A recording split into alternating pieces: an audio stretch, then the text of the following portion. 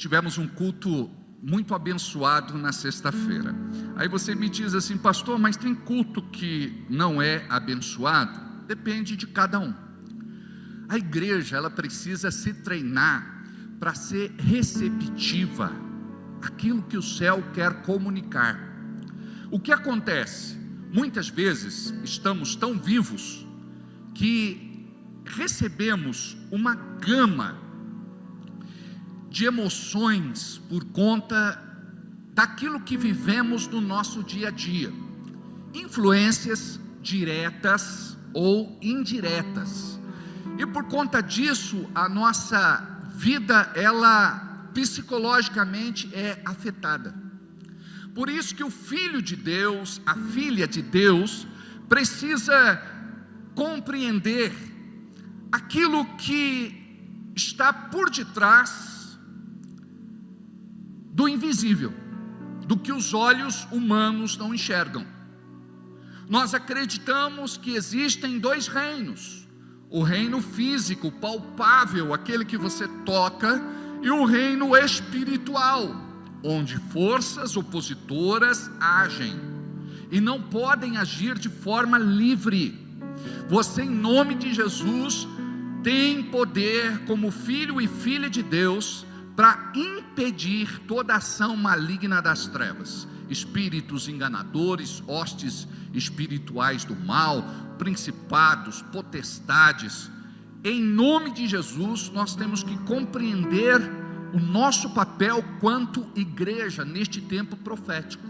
Quando nós olhamos na Bíblia, nós vemos que aqueles homens e aquelas mulheres de Deus, em todos os períodos que a Bíblia registra, são usados para deter e parar o inimigo.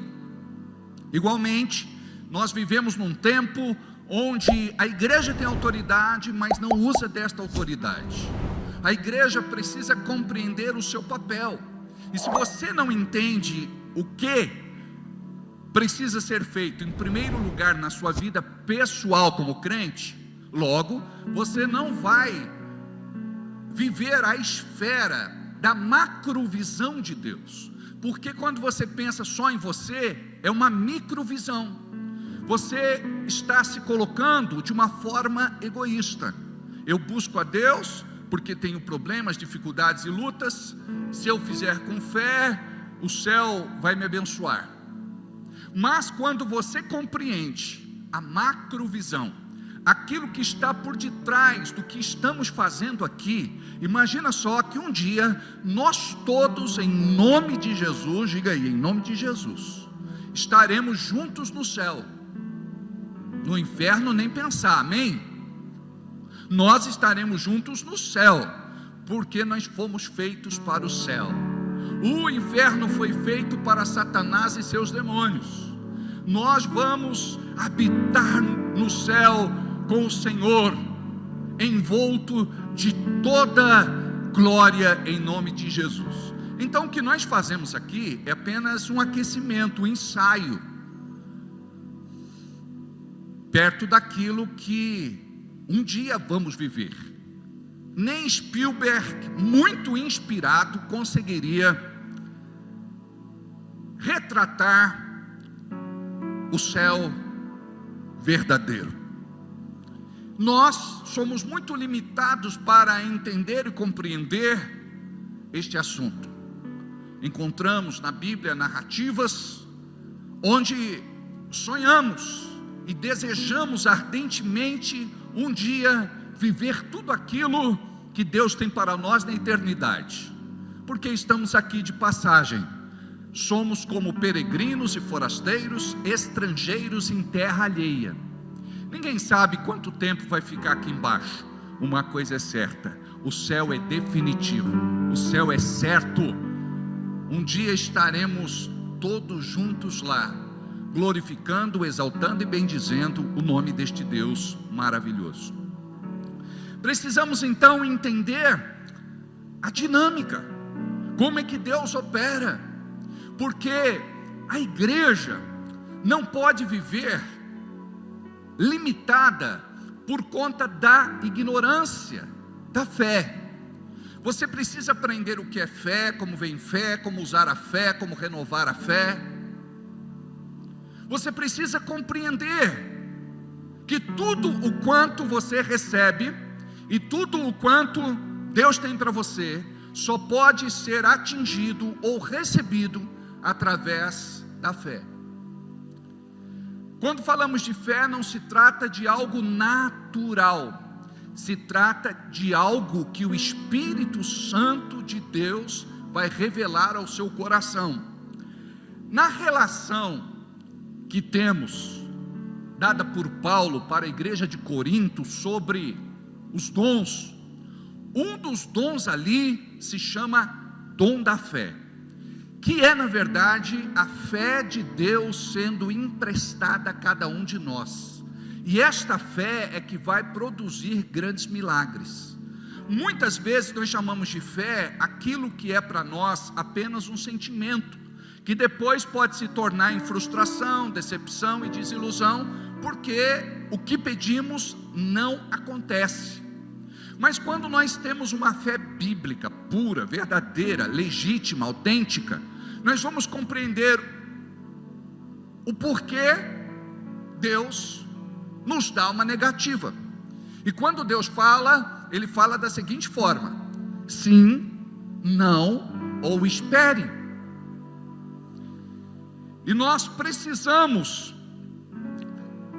viver neste processo, entendendo que somos a igreja, a família de Deus na terra, seus filhos. Precisamos viver debaixo da sua autoridade para termos também autoridade, porque caso contrário, sua oração não será respeitada no reino espiritual, nada vai acontecer. Os filhos de Cefas, em Atos dos Apóstolos, foram agredidos de uma forma violenta e dispersos, fugiram daquele homem endemoniado, porque eles disseram: em nome do Deus que Paulo prega, te repreendemos. Aqueles demônios disseram: conhecemos o Deus de Paulo, conhecemos a Paulo, mas vós quem sois? Eles não estavam debaixo da autoridade, consequentemente não viviam esta autoridade. Deus, Ele reúne a igreja para que a igreja viva não de forma natural, mas de forma sobrenatural. Quando você vive de forma natural, você vai viver aquilo que chamamos de religião. Você vai ser frequentador de uma igreja, você gosta de fazer parte dela, você vai ver algumas das suas orações respondidas, em alguns momentos você vai até ter algumas experiências emocionais, mas o que eu quero falar é que Jesus transcende tudo isso. Foi a experiência que Paulo teve indo para a cidade de Damasco, em mais uma missão para deter os crentes. Ele tinha um pelotão especial e trouxe para si uma incumbência, onde ele poderia parar aqueles que eram da seita, os cristãos. Ele podia prender, ele podia torturar, ele podia prender, e como vimos com Estevão, com o seu consentimento, ele foi até morto, o primeiro mártir da igreja. Ele segura as vestes deste homem, enquanto era cruel e implacavelmente morto. Deus falou com Paulo, na época Saulo: Saulo, Saulo, por que tu me persegues? Duro é para si recalcitrar contra os meus aguilhões. De nada adianta você querer parar a igreja, de nada adianta você querer deter a igreja. E vemos no relato o próprio Cristo dizendo que quando Saulo perseguia os cristãos, estavam perseguindo a ele: duro é para você recalcitrar contra os meus aguilhões. Nós estamos do lado mais forte. Por um privilégio inexplicável, nós estamos aqui. Você poderia estar numa religião não cristã, numa seita, vivendo uma heresia, mas aprove ao Senhor te encontrar por onde você andava, e você precisa reconhecer isso para não voltar atrás, para não abrir mão da sua fé. A Bíblia diz que o justo viverá da fé. Quando você compreende isso, a sua fé vai ser ativada, a sua fé vai se tornar mais forte, porque não dá para compreender como a fé de um crente pode se tornar dia a dia mais fraca, a ponto dele se corromper, virar as costas para Deus e voltar para o mundo, a ponto dele buscar muitas vezes o diabo, os demônios, aquilo que vai na contramão da palavra santa de Deus.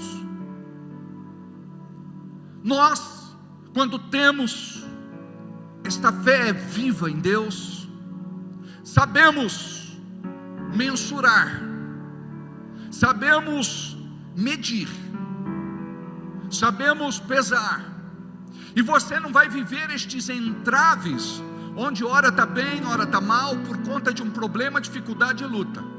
Tudo aquilo que acontece na tua vida, nada acontece sem Deus ficar sabendo. Deus permite muitas coisas, entramos em choque, alguns se revoltam, não entendem, mas por outro lado, Deus deve estar no controle de tudo, e Deus só vai estar no controle quando você entregar o controle para Ele. Outro dia na internet, eu fiquei chocado com uma mulher crente. Esta era crente de verdade, o filho dela foi morto pelo tráfico. Esta mulher, ali, do lado do caixão do seu filho, disse: eu preguei muitas vezes para o meu filho, muitas vezes ele me viu de joelhos chorando pela sua salvação, mas ele escolheu o crime, ele escolheu o pecado, e a Bíblia diz que o salário do pecado é a morte. Meu filho está aqui não porque Deus o matou, mas porque o pecado o tirou de mim. Ele morreu prematuramente, na flor da idade. Deus tinha uma vida linda para ele, mas ele fez a sua escolha. E eu quero dizer aqui na internet, para que todos ouçam: eu perdoo quem ceifou a vida do meu filho, quem matou meu filho, quem disparou estes tiros. Eu perdoo em nome de Jesus. Amados, tem gente que fica com raiva de Deus porque Ele não deu um par de sapato naquela cor que ele queria. Tem gente que fica revoltado porque um irmão compra uma casa e ele não consegue sair do aluguel. Tem irmão que fica chateado porque aquela pessoa que ele conhece foi chamado para trabalhar na empresa que ele sempre sonhou. Tem irmão que perde a alegria por conta daquilo que alguém posta no Face. O crente não pode se divertir, e olha que eu estou falando de um divertimento saudável. O crente não pode mais viajar, o crente não pode mais ir para um bom restaurante, porque desperta inveja, desperta ciumeira no coração daquele que não está rendido de fato a Cristo. A Bíblia manda você se alegrar com aqueles que se alegram. O diabo quer que você seja podre por dentro, que você tenha raiva, ódio, ressentimento. Isso por conta de uma raiz de amargura não tratada. Você é infeliz, você quer que todo mundo seja infeliz. Você não está bem, você quer que todo mundo não esteja bem. A Bíblia manda você ser bem resolvido. Somente uma pessoa bem resolvida vai compreender o que eu vou falar. A palavra nos ensina: chore com os que choram e se alegre com os que se alegram. Outro dia um irmão estava comigo, ele disse: pastor, agora mesmo o senhor estava rindo, brincando, mas agora o senhor foi para um velório e o senhor está chorando. Eu falei: irmão, é só você ir para a palavra. Preciso me alegrar com os que se alegram e chorar com os que choram. Tem irmão que é do contra. Ele não tem esse tipo de sensibilidade, não vou falar nem sentimento. Sabe quando Deus vai começar a ouvir as nossas orações para curar alguém? A Bíblia nos ensina que Jesus, antes de orar, sentia por aquela pessoa que nós chamamos de íntima compaixão. Jesus se colocava no lugar daquela pessoa que estava doentada, enferma, moribunda, quase morta. Quando você for orar por alguém, você muitas vezes pede: Deus, me dá o dom de cura, me dá o dom para operar milagres, sinais, maravilhas, prodígios através do seu Espírito Santo. Mas você deve orar e dizer: Senhor, me ensina a orar por esta pessoa e chorar com ela pelo que ela está passando, que eu possa sentir na minha carne aquilo que ela está sentindo, que o seu sofrimento pese na balança da minha oração, a ponto de você ver o céu se movendo por conta da sua postura, não só emocional e sentimental, mas principalmente espiritual. Porque a igreja de Cristo diz que ama, mas na verdade o sentimento que ela tem não é amor. Tanto faz se Deus cura ou Deus não cura, tanto faz se acontece ou não acontece. Você vai dizer: olha, é proforme, eu fiz a minha parte, eu orei, se Deus quiser fazer, Ele faz, se não quiser fazer, não é problema meu. Mas é diferente, amados. Eu acredito que o olhar de Jesus era terno. Eu acredito que aquele olhar rasgava a alma de quem estava na sua frente. Eu acredito que somente com o olhar ele apresentava o céu.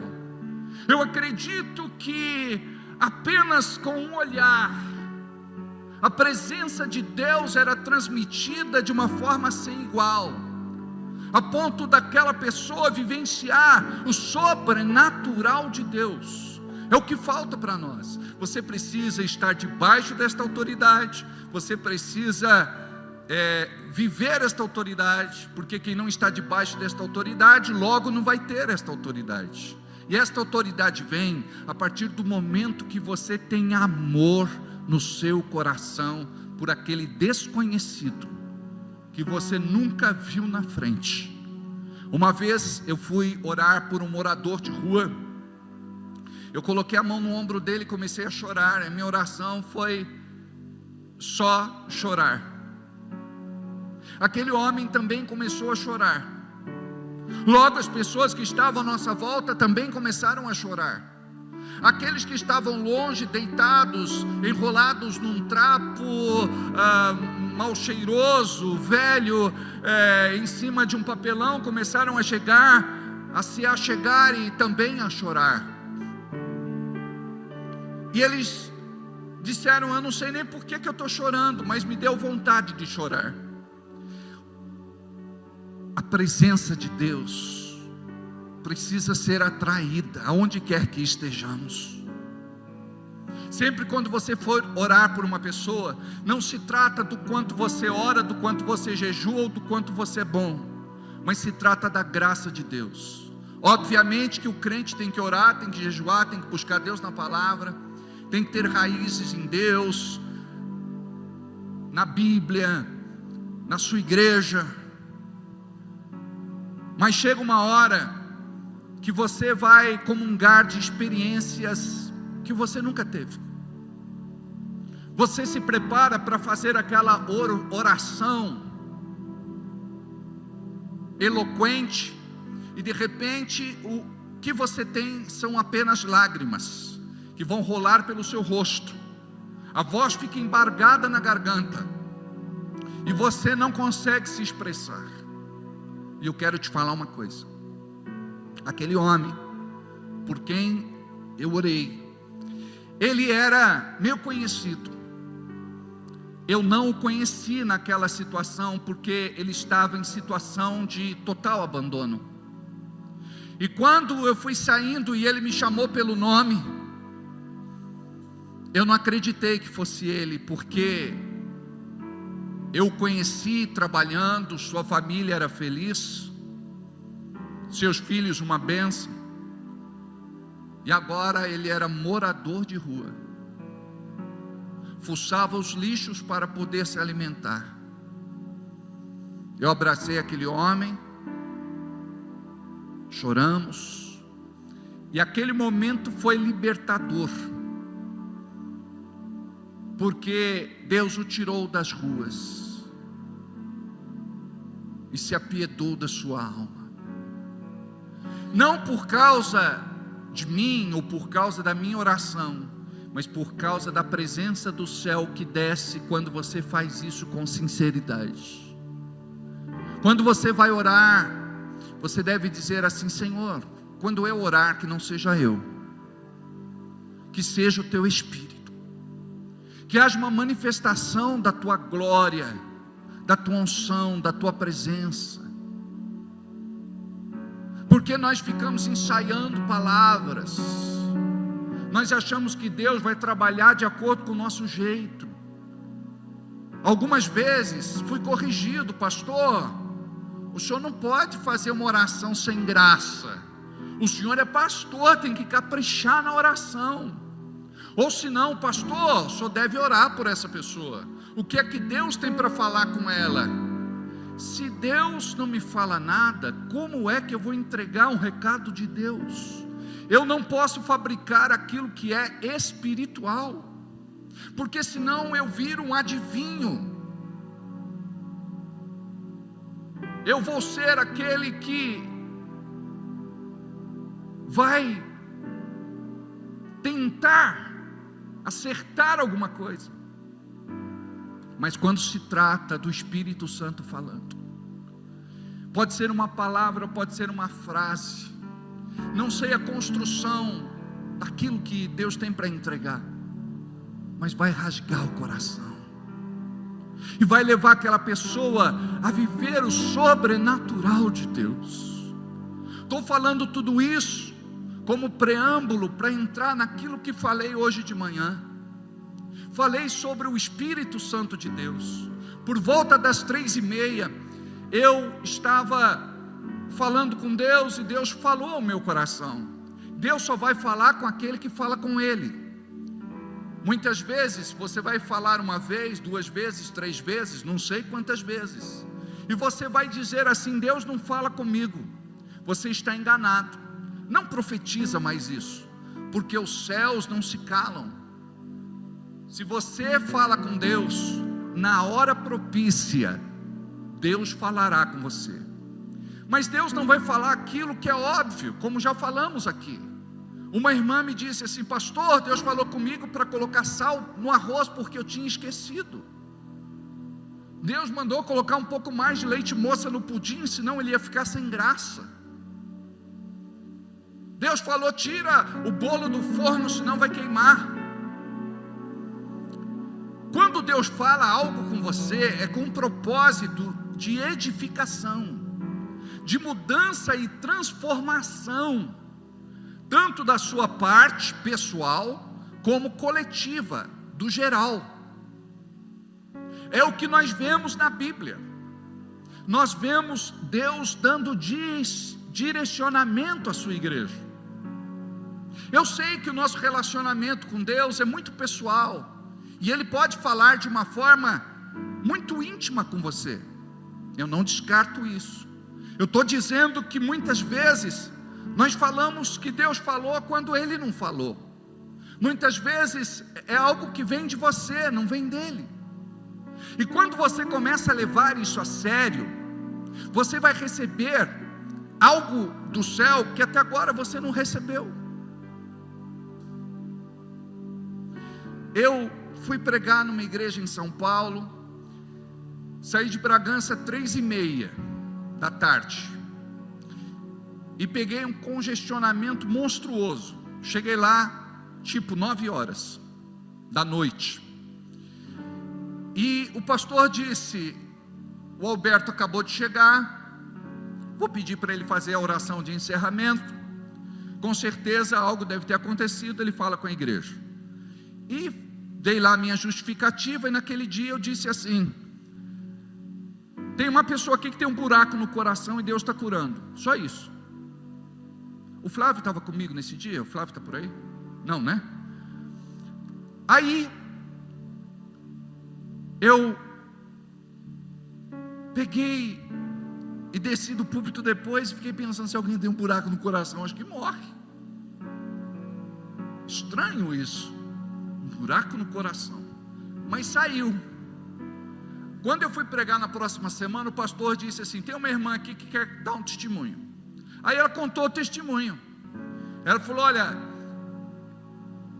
o meu filho tinha um problema sério, e quando descobrimos isso, buscamos tratamento,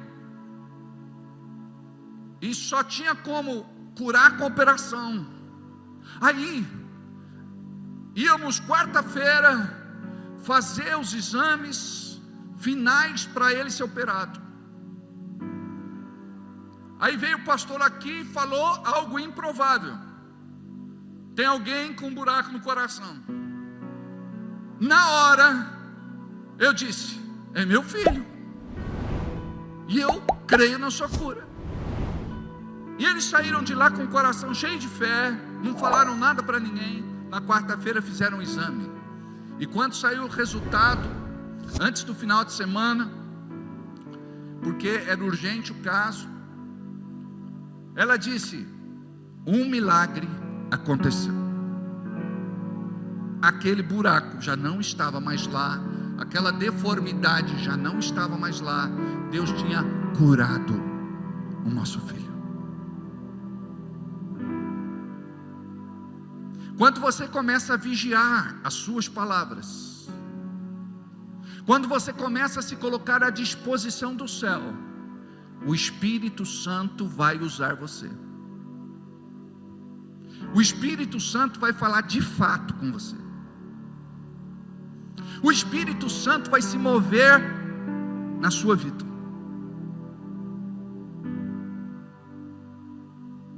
Você vai ter experiência sem igual. Muitos vão desacreditar, porque vivemos num tempo de incredulidade, dúvida e descrença. Como a maior parte da igreja é carnal, logo eles vão ignorar o espiritual. Mas nós, em nome de Jesus, precisamos crer que o céu precisa operar na terra,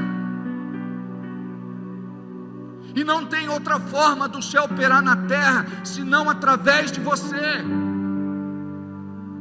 Até um determinado tempo na minha vida eu fui alguém normal, cabeça dura, teimoso, irresponsável, rebelde,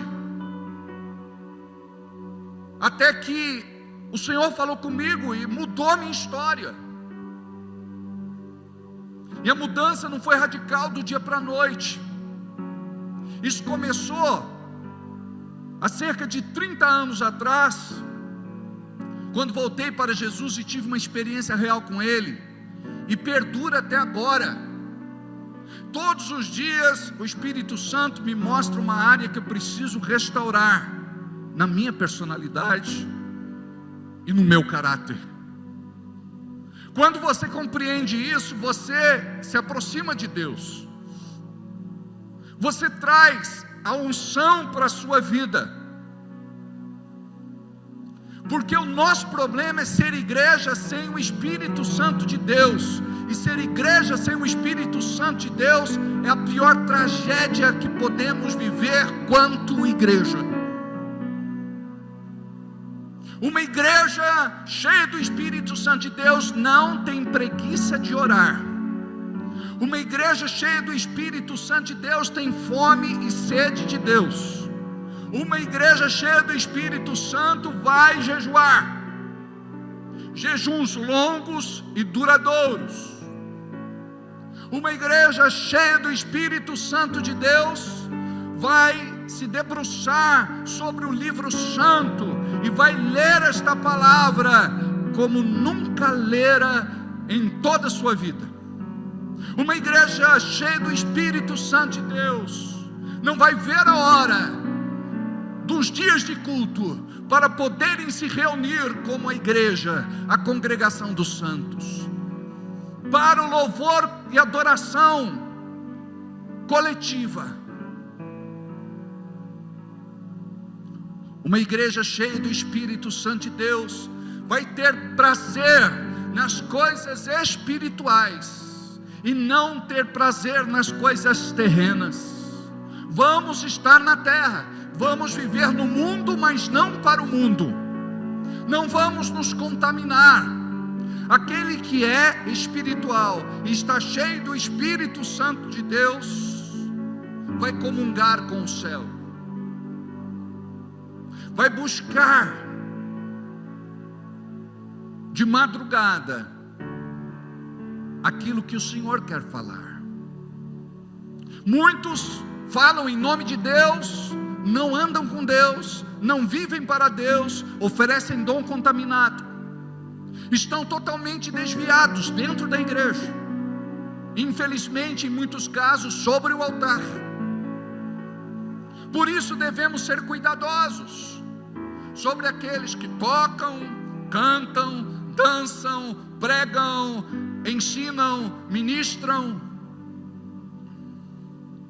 A igreja igualmente também não pode estar contaminada, porque você cobra altar, mas no seu lugar você acha que pode viver debaixo da influência que você vive.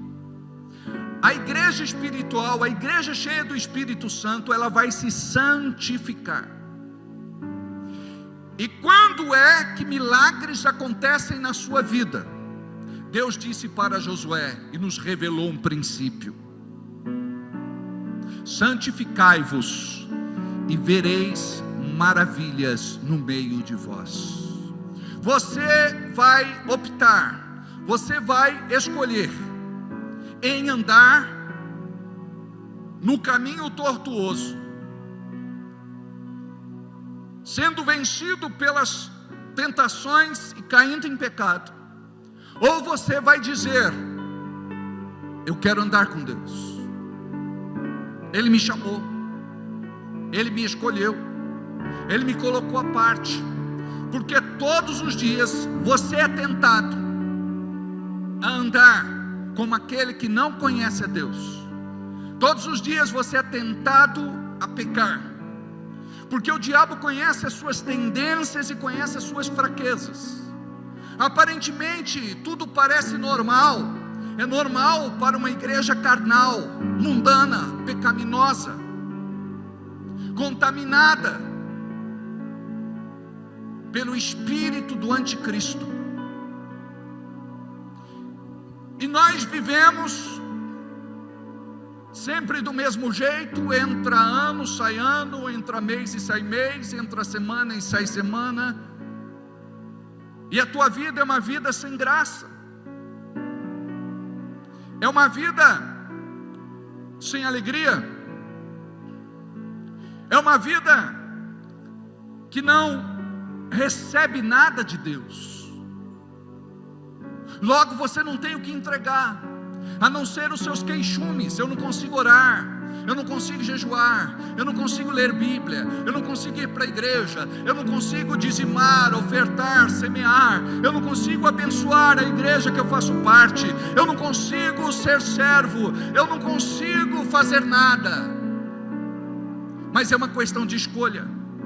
Se você disser hoje: Deus, eu quebro a minha desobediência, toda a rebeldia que o diabo estabeleceu na minha vida, eu quero fechar esta brecha da fidelidade, e desobediência. Vou ser dizimista e ofertante fiel. E o diabo vai falar: você não pode, as suas contas estão atrasadas, você não tem, não faça essa loucura. Paulo disse que o poder de Deus é loucura para o mundo, não pode ser loucura para os crentes. Uma coisa eu sei: você precisa curar as tuas finanças, e a cura não virá quando você justifica e diz assim: eu não posso fazer mais, eu não posso fazer melhor. Porque a partir do momento que você se posiciona, as portas e as janelas dos céus estarão abertas para mudar a tua realidade financeira, econômica e material.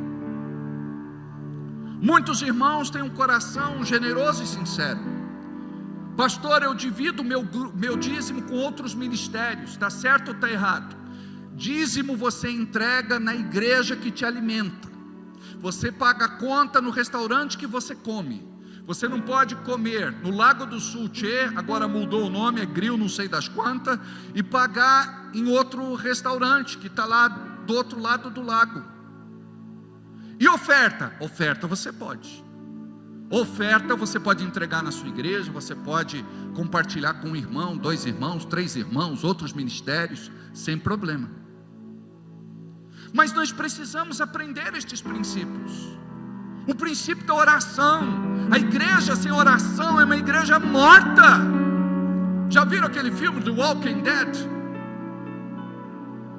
A igreja muitas vezes está vivendo assim. É uma igreja de zumbis. Falta o espírito da vida dentro dele.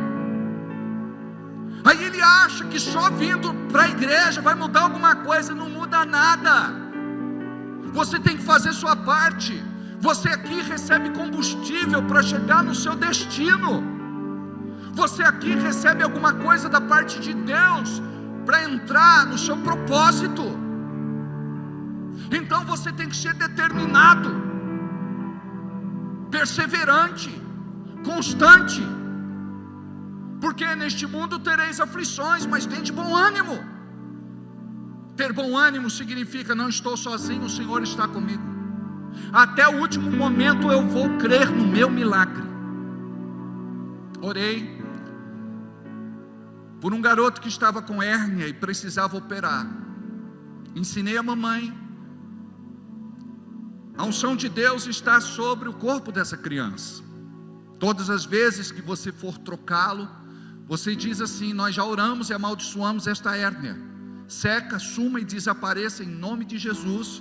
E tenha durante um determinado tempo um período de agradecimento a Deus. Obrigado porque o meu filho já está curado. E ela dizia: mas eu vou agradecer a Deus olhando para a hérnia, sabendo que o meu filho está enfermo. Eu disse: fé é exatamente isso. É você crer que tem aquilo que não tem. E ela começou a fazer isso, levou o seu filho, porque tinha um convênio para São Paulo. O seu marido era gerente de uma grande rede de lojas, e uma delas estava aqui em Bragança na época. E ela trocou a criança, fez aquilo que eu ensinei mais uma vez e foi para São Paulo. Esperou a sua vez. Quando o médico foi examiná-lo, ele disse: mamãe, o que foi que você fez? A hérnia da sua criança desapareceu. Ative a sua fé. O seu filho será curado. Ative a sua fé. A sua filha será curada. Entre debaixo desta autoridade para ter autoridade. Fale aquilo que o céu fala no teu coração. Profetiza, pronuncia, decreta e creia que o Senhor está te ouvindo. A igreja não pode ser uma igreja morta, porque uma igreja sem o Espírito Santo é morta. Você diz: eu oro, outras pessoas são abençoadas, mas eu mesmo não vejo Deus fazendo nada por mim. Ingrato. Você não reconhece o favor, a misericórdia, a bondade e o amor de Deus. Não importa se o inferno está te desafiando, você vai falar até o último momento: eu creio, eu creio, eu creio, eu creio, eu creio, eu creio e eu creio.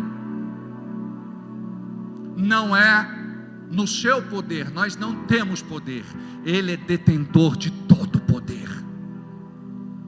E tudo o que nós esperamos é que o poder de Deus se manifeste naquele momento. E o poder de Deus vai se manifestar no momento que você menos imagina. Tem irmão que diz: pastor, hoje eu não estou bem para subir no altar, só a graça. Eu falei: hoje é o dia certo. Se você não está bem, só a graça, porque antes quem subia era ele, no seu orgulho, arrogância e presunção. Agora é favor de Deus. Agora é dizer: Deus, eu não tenho nada para entregar. E quando a gente não tem nada para entregar, é que o céu agora vai entregar. Quando a gente sobe e diz assim: é a minha melhor pregação, me dediquei, orei, jejuei, fiz batalha espiritual, orei muito no Espírito Santo. Aí vem Deus e muda tudo, como aconteceu comigo nessa madrugada. E você tem que ter sensibilidade para poder andar no caminho que o Senhor vai te mostrar. Instruir-te-ei e te ensinarei os caminhos que deves seguir, e sob as minhas ordens lhe darei conselhos, ou sob os meus olhos lhe darei conselhos. O importante é você dar o primeiro passo. Quando você der o primeiro passo, o Senhor vai dar quantos passos forem necessários na sua direção.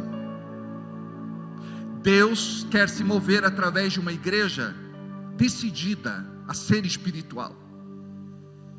Porque tem gente que vive uma vida de crente religioso. É cabelo, é roupa, é o jeitão de ser. É mais do que isso. Se você entender o que é ser templo de Deus, tabernáculo de Deus, morada, habitação, residência, casa, nunca mais você vai viver como você já viveu, muitas vezes pensando em dar cabo da sua própria vida. Como pastor, atendo 8 pessoas com tendência na área do suicídio. A maior parte delas são crentes, uma bênção de Deus, e o diabo sabe disso. Estas pessoas oferecem perigo para o inferno, e o diabo quer chegar para você e dizer: você não é nada, você não é ninguém, ninguém te respeita, ninguém te valoriza, ninguém reconhece o teu trabalho. Aí você vai dizer: você é um mentiroso, diabo. Eu não preciso de reconhecimento de ninguém, eu não preciso de aprovação de ninguém. Tudo que eu preciso é do amor do Pai. Só isso. E nós vivemos assim, nessa necessidade de aceitação e de aprovação. Agora, quando você morre para o seu eu, você não vai ter mais estas crises. Você precisa ser bem resolvido para fazer a obra de Deus. Está chovendo, vou fazer a obra de Deus. Está frio, vou fazer a obra de Deus. Está calor, vou fazer a obra de Deus. Não tem gasolina no carro, vou fazer a obra de Deus. Não tem dinheiro para o ônibus, vou fazer a obra de Deus. Não tem dinheiro para o mototáxi, vou fazer a obra de Deus. Não tem dinheiro para o Uber, vou fazer a obra de Deus. Tudo que você precisa é de disposição. E quanto mais você cuidar das pessoas, mais Deus vai cuidar de você. Isso é fazer a obra de Deus. Fazer a obra de Deus não é vir para cá, tocar um instrumento, só cantar, ficar na recepção, no estacionamento com as crianças, não é pregar, ter o microfone nas mãos. O mais importante é o que nós fazemos depois que saímos daqui. Teu ministério começa em casa, com teu marido, com a tua esposa. Teu ministério começa em casa com os teus pais, os pais com os filhos. O teu ministério começa lá com os seus parentes, com os teus vizinhos, com os seus amigos, conhecidos, companheiros de trabalho, colegas de estudo, academia, caminhada, até mesmo desconhecidos e inimigos. O nosso ministério está lá. É você falar de Jesus todos os dias para estas pessoas. É você dizer: Deus, eu não sei orar, mas eu vou começar a orar por ela. É você ter as suas experiências. E quando eu falo isso, eu estimulo muita gente. Uma vez, uma pessoa me ligou e falou: pastor, eu fui fazer o que o senhor falou, manifestou aqui, o senhor pode vir aqui? Eu falei: não. Você já fez metade da lição, parabéns. A outra metade é assim: sai em nome de Jesus. E se não sair? Eu falei: você repreende teu espírito de incredulidade e tenta de novo. Mas pastor, e se não for embora? Eu falei: tente primeiro. Mas pastor, eu estou com medo. Deus não te deu o espírito de medo, mas de coragem, ousadia, intrepidez e valentia. Vai nessa fé. Pastor, é fácil para o senhor que tem 30 anos de ministério. Eu disse: você crê que é filha de Deus? Creio. Você crê que nasceu de novo? Creio. Você tem pecado secreto, oculto, de estimação? Acredito que não. Eu falei: você está debaixo de uma autoridade? Sim, o senhor é meu pastor. Eu falei: teu pastor está te dizendo, vai. E estes demônios vão ter que se sujeitar a você. A pessoa não me ligou mais. Não demorou muito tempo, ela apareceu e disse: pastor, o senhor não sabe? Até os demônios se sujeitam. Aí eu disse: alegrai-vos, não porque os demônios se sujeitam, mas porque o teu nome está escrito no livro da vida. Quando você descobrir que Deus ouve você, que Ele te chamou para ser a sua boca na terra, a mão de Jesus que toca e cura, que conforta, que abençoa, os pés que levam o evangelho da paz, você nunca mais vai viver como um mero mortal. Você não tem que ter medo. E se a pessoa não me ouvir? Você tem 2 ouvidos, um para ouvir sim, outro para ouvir não. Mas aprenda isso. Antes de falar de Jesus para uma pessoa, fale desta pessoa para Jesus. Eu sei que você gosta de muita gente, quer bem e ama. E estas pessoas estão caminhando para o inferno. No aniversário sempre a gente diz: é mais um ano de vida, né? Nós somos muito otimistas. Em cada aniversário é um ano a menos de vida. E a gente tem que se apressar para pregar Jesus, levar Jesus. E você tem que ter testemunho de vida para falar de Jesus. Porque as pessoas vão analisar não a mensagem que você solta com a boca, libera com a boca, mas vão olhar para o seu testemunho de vida. É aquela pessoa que rouba gasolina do carro da empresa, que desvia mercadoria, que falsifica notas, que é desonesto. Que autoridade esta pessoa tem, senão aquela dada pelo inferno? Mas quando você começa a andar em retidão e justiça, porque tem temor do reino de Deus, o Senhor vai fluir através de você. Não importa a sua estatura, se você é baixinho, estatura média ou alto, não importa a tua raça, não importa a cor da tua pele, não importa a cor dos teus olhos, o comprimento do cabelo, não importa se você é magro ou se você é fofinho, não importa a sua escolaridade, se você fez uma graduação, uma pós, mestrado, doutorado, não importa. Você pode ser um ignorante como Pedro era.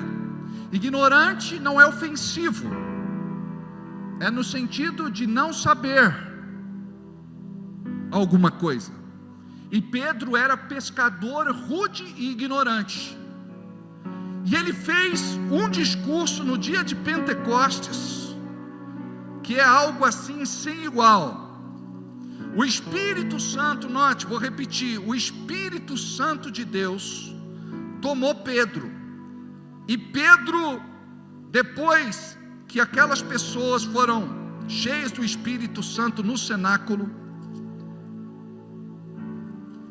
fez uma pregação maravilhosa. Preste atenção. Imagina só, nós estamos falando de Pedro, pescador, iletrado, indouto, ignorante, rude, bronco. Olha o que ele fala.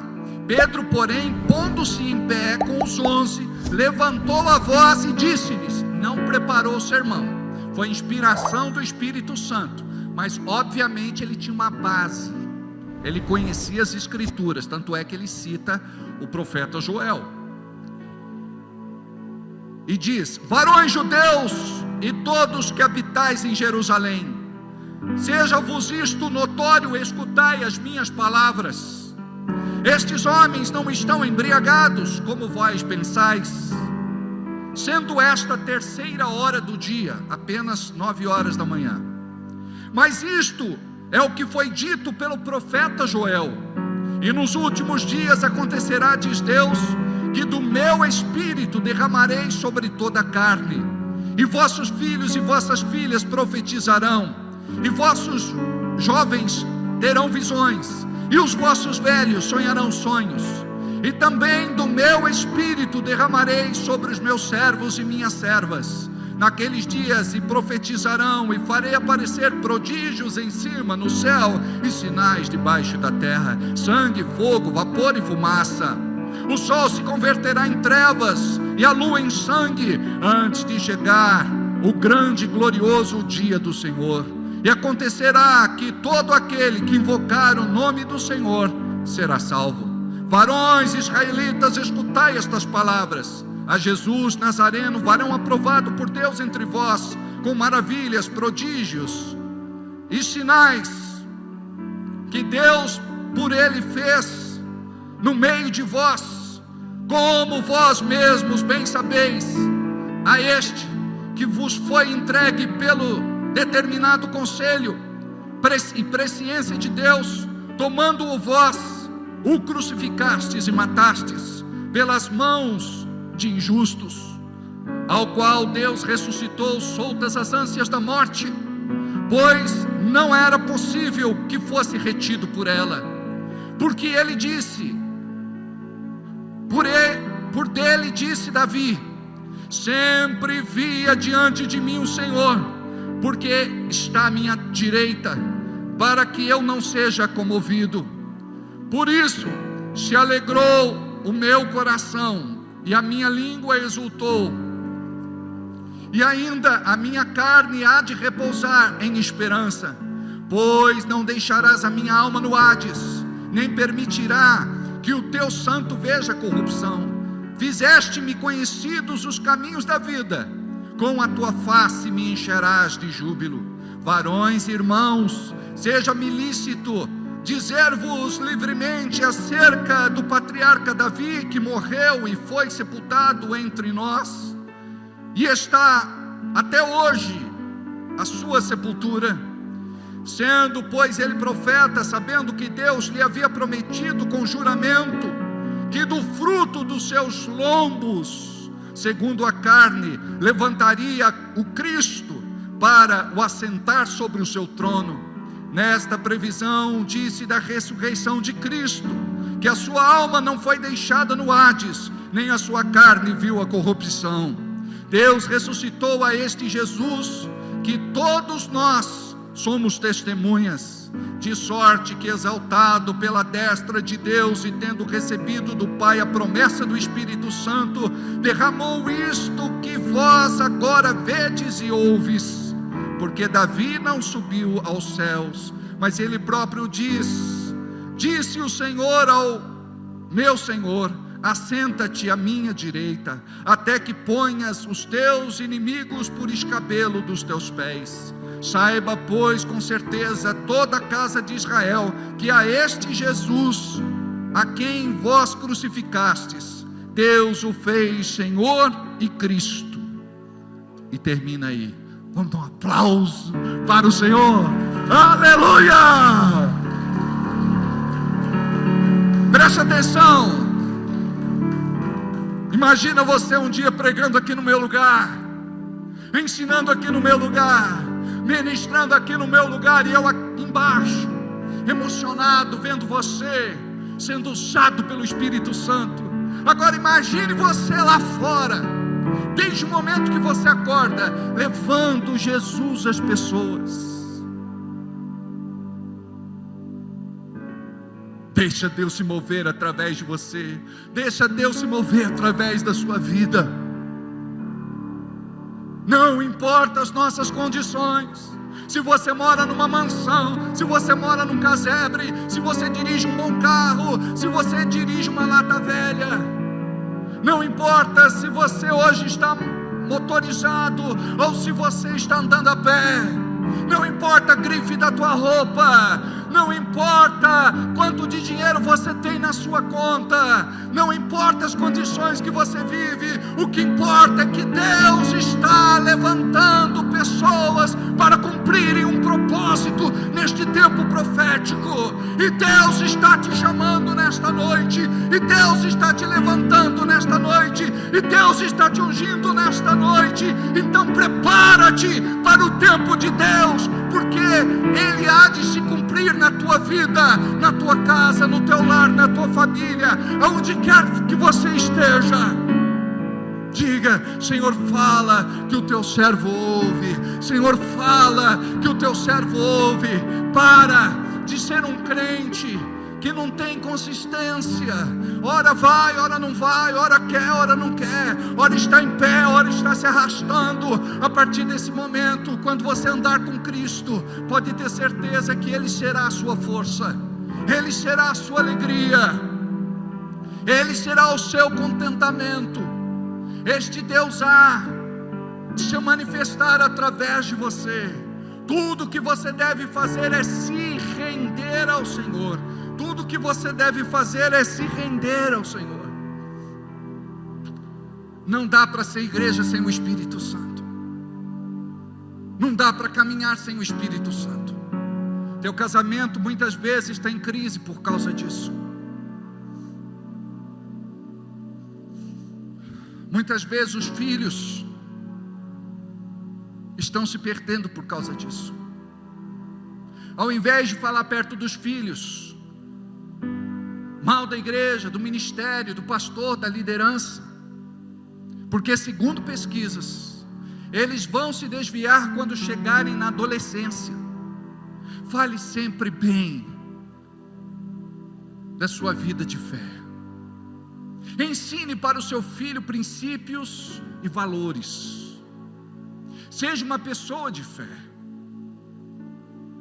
Não sou melhor do que ninguém. Tudo que eu vivo é pela misericórdia do Altíssimo. Mas quem caminha comigo sabe disso. Não reclamo, não murmuro, não choramingo, não blasfemo. Procuro ser grato a Deus por todas as coisas e reconhecer quem Ele é e tudo que Ele faz. Quem caminha comigo sabe disso. Os nossos dias são recheados por esta confiança em Deus. A nossa vida, nós dizemos que é dele, só que na verdade você não abriu mão da sua própria vida. 1 de Pedro 5,7 diz, Pedro 5,7 diz: lançando sobre ele toda a vossa ansiedade, porque ele tem cuidado de vós. O ansioso acha que Deus não cuida dele, por isso ele vive nessa ansiedade. Lançando significa você pegar e jogar. Não está mais na tua mão, agora está com o Senhor. Então você pode dormir, pode repousar, pode descansar. Eu me lembro daquela mulher, da Sara, que acordou de madrugada, e Nassif, seu marido, estava andando de um lugar para o outro. Ela olha no relógio, 3 horas da manhã, e diz assim: Nassif, você não vai dormir? Ele diz: eu não tenho sono, eu não consigo dormir. Ela perguntou: por quê? Porque eu devo para Mohamed 500 mil reais, e eu não tenho como pagar amanhã. Ela disse: é por isso? Ele disse: sim. Ela pegou o telefone, ligou para Mohamed, 3 horas da manhã, e disse assim: Mohamed, Nassif te deve 500 mil reais e não tem como te pagar amanhã. Boa noite. Desligou o telefone e disse: pode dormir, porque agora quem não vai dormir é ele. É simples assim. A sua vida não vai mudar por conta das preocupações, mas a tua vida vai mudar por conta das estratégias. Você tem que buscar estratégias de Deus. O que é que você está fazendo que não deveria fazer, e o que você não está fazendo que deveria fazer. Deixa Deus te botar no trilho, deixa Deus te mostrar, porque vida cristã, sabe o que é? É andar com Ele, é caminhar com Ele. Antes eu te conhecia de ouvir falar, eu tinha uma experiência religiosa, mas agora é de contigo andar. E ele, Jó, aprendeu isso leproso, morrendo, fedendo a morte, derretendo, rapando ou raspando as feridas com caco de barro, sendo importunado pelos amigos. Antes eu te conhecia de ouvir falar, mas agora eu tenho uma experiência real, profunda, particular, pessoal, íntima contigo. O Espírito Santo, Ele quer te levar a viver esta realidade. Vamos ficar de pé, Ministério de Música.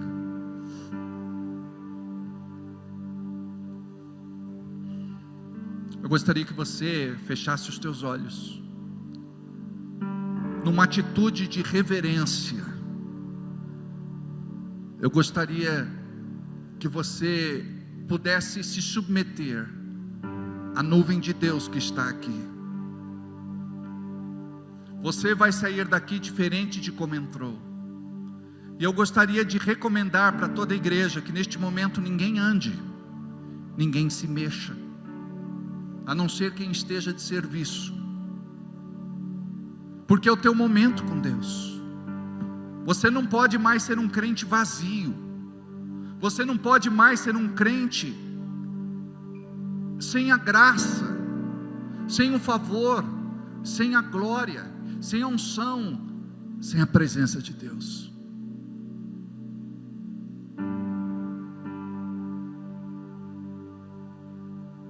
Deixa o Espírito Santo se mover aqui.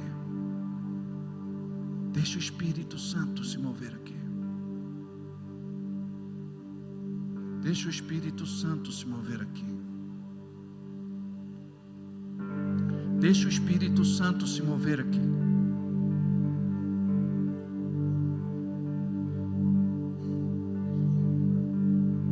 Deixa o Espírito Santo se mover aqui.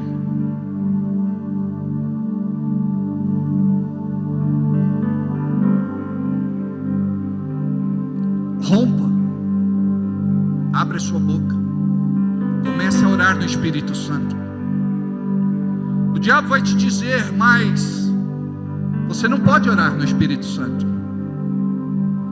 O inferno diz que não, o céu diz que sim. Então abra a tua boca e comece a orar em línguas. Você que está com ministério atravancado, bloqueado, amarrado, impedido. Faz muito tempo que não existe aquele fluir, aquela comunicação do céu com a terra, da terra com o céu. Em nome de Jesus, hoje é o dia em que alguma coisa vai mudar em você.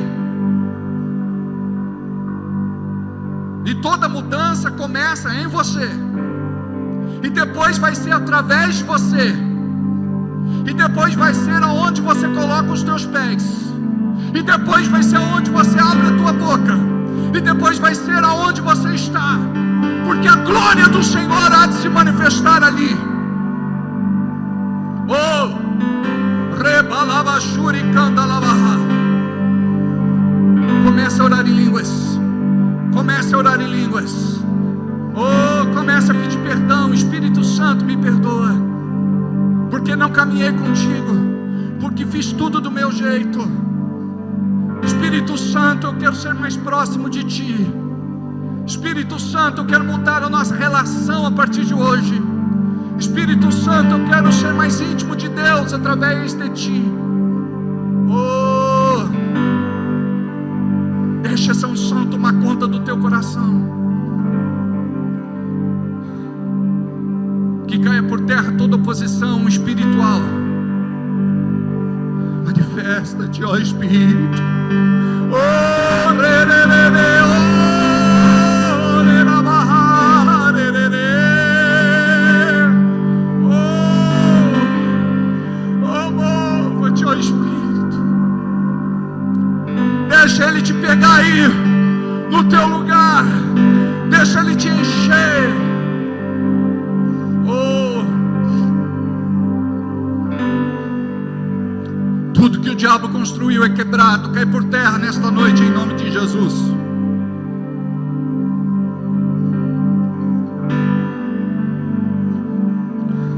Diga: Deus, me enche pelo teu Espírito. Jesus me batiza, Ele é o batizador.